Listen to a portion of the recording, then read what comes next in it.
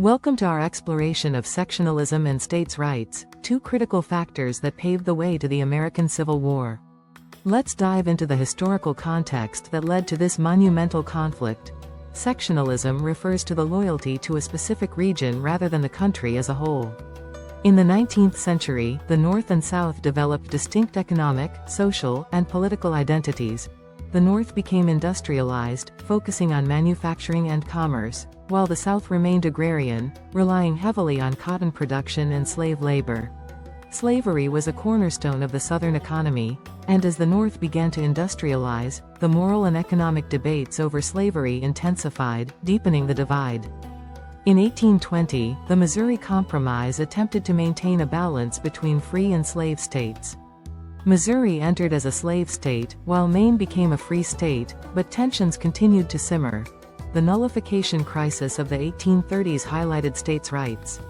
South Carolina declared it could nullify federal tariffs, asserting its right to reject federal laws, which alarmed the North.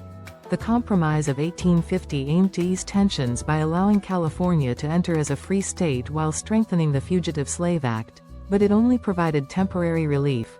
The Kansas-Nebraska Act of 1854 introduced the concept of popular sovereignty, allowing settlers to decide on slavery. This led to violent conflicts known as Bleeding Kansas.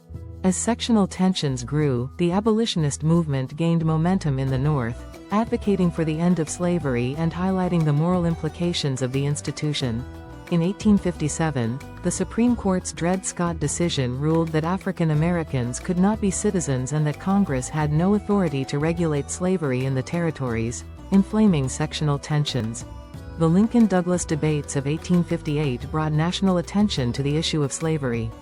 Lincoln argued against the expansion of slavery, while Douglas supported popular sovereignty. In 1859, abolitionist John Brown led a raid on Harper's Ferry, aiming to incite a slave rebellion. His actions shocked the South and made him a martyr for the abolitionist cause. The election of 1860 was a turning point. Abraham Lincoln's victory, without any Southern electoral votes, signaled to the South that their interests were no longer represented. In response to Lincoln's election, Southern states began to secede from the Union, starting with South Carolina in December 1860, forming the Confederate States of America. The Confederate Constitution explicitly protected slavery and emphasized states' rights, reflecting the South's commitment to maintaining their way of life. The Civil War officially began on April 12, 1861, when Confederate forces attacked Fort Sumter in South Carolina, marking the start of a brutal conflict. Throughout the Civil War, the issue of states' rights remained central.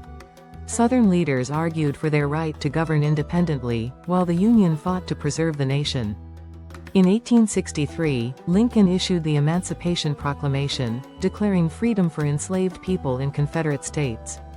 This shifted the war's focus to include the fight against slavery.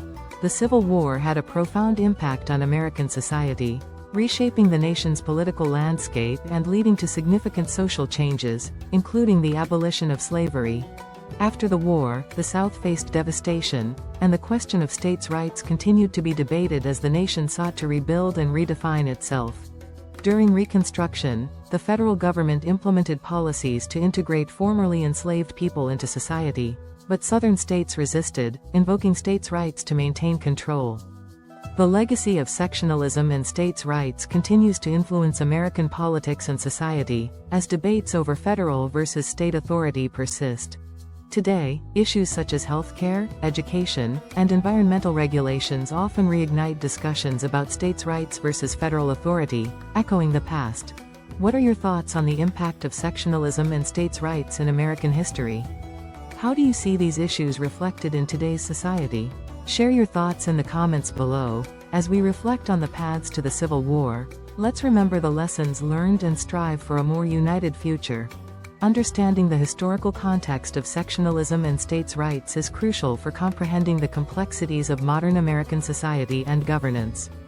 For those interested in learning more about sectionalism, states' rights, and the Civil War, check out the resources in the description below. Did you know that the Civil War was the deadliest conflict in American history, resulting in over 600,000? Thank you for joining us on this historical journey. Don't forget to like, share, and subscribe for more educational content.